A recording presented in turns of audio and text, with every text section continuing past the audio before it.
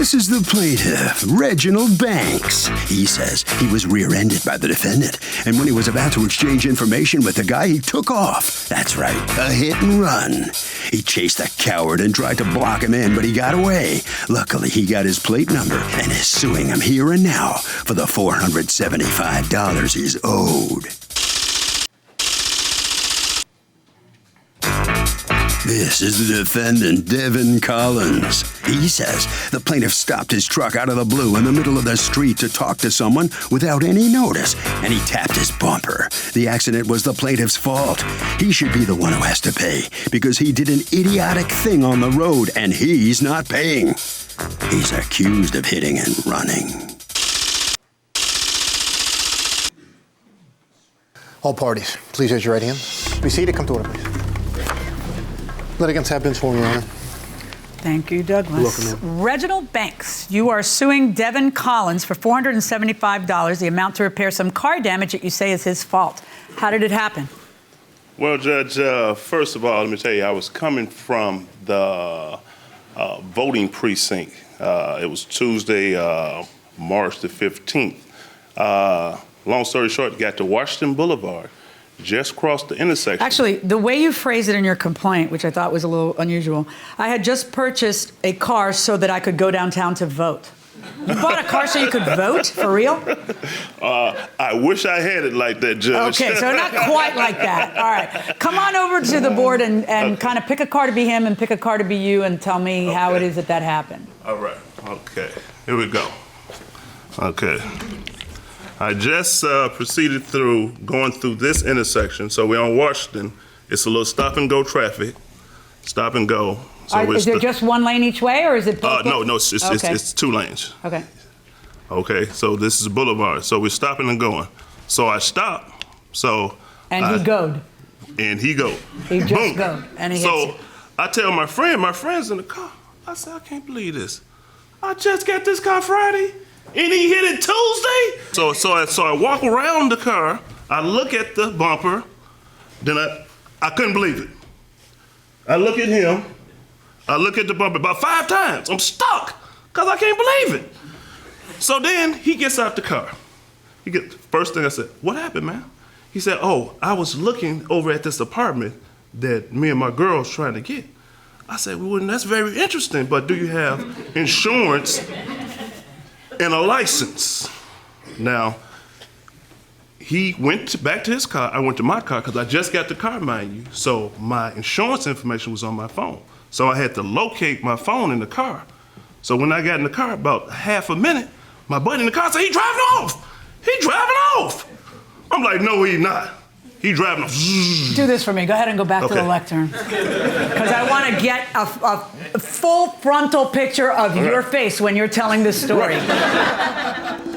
So your buddy tells you he's driving off. He's driving off because I had my head down because my phone was in the console in the car. So I'm looking for it. I said, he's not driving off. Get out of here. Because he seemed like a nice enough guy. He got out. You know, we kind of exchanged things and everything.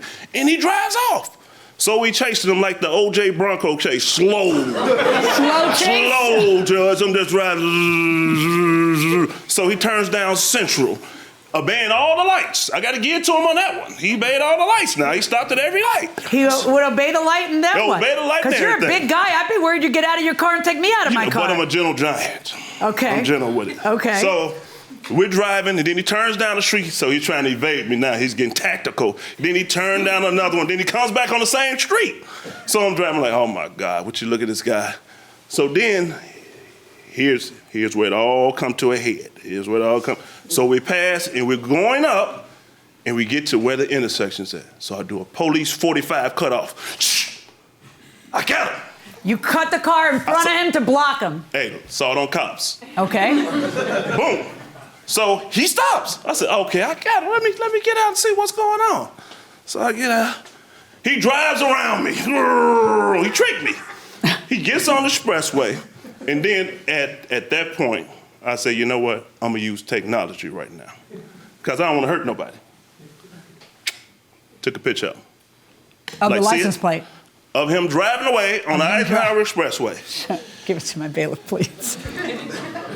Now, tell her here. Hold it. You can't make this stuff up. Hey, you gotta hold it. All right, See how in you order to driving get it off? back. Yes, sir. Yeah. Oh, okay, I got you. Yes, sir. Can I see it? That was the last I saw. He says you have to actually hold the picture down and then the move start. Good Lord. What happened? I mean, Judge, some of the stuff he's saying, yeah, it is true, but not all of it because I don't know because I'm in back of him, so I don't know how the traffic is in front of him. So as I'm driving, I'm probably driving like 15, 20 miles per hour. I'm paying attention to the road because I mean, I had to. So as you know, as I'm driving, so out the blue, I kind of blink my eyes for like 7, 8 seconds. So as I open my eyes, 7 or 8 seconds? Yeah, like I blink my eyes. Do you want to know how? It takes you 7 or 8 seconds to No, blink? I'm saying like blink my eyes because No, blinking doesn't take 7 or 8 seconds. It doesn't Yeah, even but- take 1 second. Yeah, it does, but blink my eyes because I do it a So lot. you're driving, Uh-huh. and then you look up. That's 7 or 8 seconds. Like not slow 70 seconds, like fast. No. See, that's the thing about seconds. Yeah. They are shaped exactly the same all the time.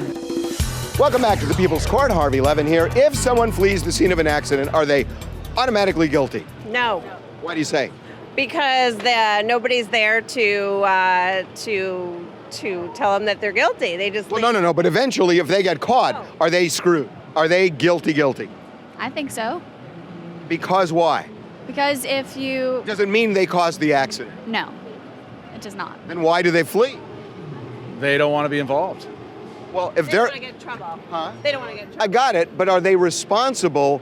I mean, is it a consciousness of guilt? No, absolutely. Really? Just because you flee the scene of the accident does not mean that you committed a crime. You could have been a witness to it and do not want to be involved. Okay. Going inside the courtroom. You hit the guy from behind. Yeah, but like intentionally, I didn't intentionally hit him. Well, no, because, I know you weren't trying to smack him. I know that you have nothing against him. That's called an accident. Right. But what happens later is not an accident. Right. But It's because, incredibly dishonest. Why were you fleeing the scene? because like I like kind of just started back driving my car, so I didn't have my insurance with me because I let it collapse because my car was like kind of messed up for a while. So Wait, did you have insurance? I or didn't you- have it. I didn't have it. I was going to get my insurance that day. That's what I'm saying. Oh, you were driving to get the insurance when the Yes. accident happened? Yeah, I was going to get it before How the stupid incident. do No, I look to you? I was going to get it before the incident happened. That's what You I'm were saying. on your way To get my insurance when the incident happened. And Yeah. I should believe you and not just think you might be saying that because here's where you got caught. No. So what do you do? Because it was inconvenient for you to get caught without insurance by the police. You decide you're going to flee the scene of an accident. You should be arrested. I mean, you decide you're going to flee the scene of an accident because it's not in your best interest to hang around because, I don't have insurance. yeah. So instead of you handling it like a man and going ahead and taking your medicine, you figured you'd just leave him with a repair. It's not even a big repair. It's a $475 repair to his car. But he should eat that, and you should be able to get away nice and clean, right? Were you in the car? Was she in the car? Who is she to you? It's my girlfriend. Come on up. Front and center, right here. Who else is in the car? My daughter. How old's your daughter? 2. Are you expecting now? Mm-hmm. Is your daughter his daughter? Mm-mm. When he turns to leave, did you think that was a good idea? No. Did you tell him that? Yes. He's making a face. Why are you making a face? No, I'm not making a face. I just want to know, did she think it was a good idea then and she's just throwing you under the bus now? She's throwing me under the bus. She's throwing you under the bus. I don't blame you for saying that. She shouldn't get to look nice and squeaky clean when you're looking so bad. So you literally try to draw. I mean, I'm horrified. I'm surprised you're taking it with a good. First of all, I can't even tell you the many bad ways this could end. It could end. And you have a pregnant wife and a baby in the car, and a guy who's about 8 feet tall, who you hit, who's chasing you. Like, this does not occur to you that this could be your typical road rage incident, and this could end poorly for everybody. That doesn't occur to you? I mean, it's crazy. But you know what, Judge? Let me say this. I would have let the guy go if he'd have came to me like a man and said, you know what, my insurance lapsed, man. I'm in bad time. I don't got a job or whatever. Because I knew the damage wasn't that much. I'd have let him go.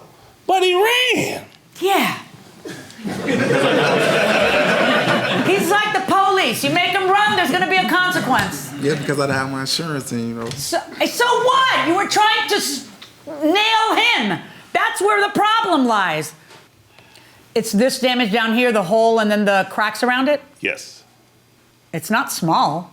No, it was about probably about maybe. Okay, I understand. Was there also other prior damage to the car? No. 'Cause Everything I'm looking at was. Yeah, it was brand new car. Yeah. Brand new car. See, This it is got not a temporary small plates amount of on it. damage. It's Got like you temporary had to plates on replace it. the fender, right? Yeah. Well, what happened was the place that I brought it from, since I just got it, and then I took it back to them. They said, you know what, we're going to try to hook you up and get you a greater deal. But that's probably about $1,200 in damage. Oh, it is. Easily. Easily. Mr. Collins, I know this may come as a complete shock to you, but I'm going to rule against you. $475 verdict for the plaintiff. Seriously, we're laughing because you can't make this stuff up, and it's humorous, and he's good-natured about it, but it's really not funny. It's not. This is a kind of low-level deceit that makes it miserable for other people to live, okay? Because if you had kept him with that, and he wasn't who he is, where he's taking it all in stride, imagine if you got stuck with a $475 or $1,200 bill. How would you feel about life? So it's not okay what you did. It's deplorable. And it's certainly not an example you want to set for your children. You either.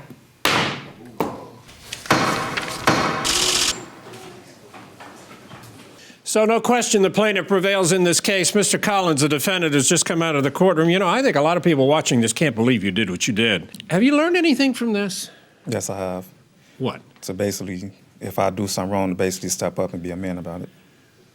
I mean, you realize how bad it could have been. The judge gave you a real dressing down. I mean, it could have happened. You wouldn't be here today. You couldn't be here today. You'd be history. You know that. All right. Well, I hope you've learned something. You kind of threw him under the bus, as the judge said. You're gonna take it out on him some more? Mm-mm. All right. Well, good luck to you. Don't do this again. Boy, what a case. Unreal. All right. Our officer's waiting for you.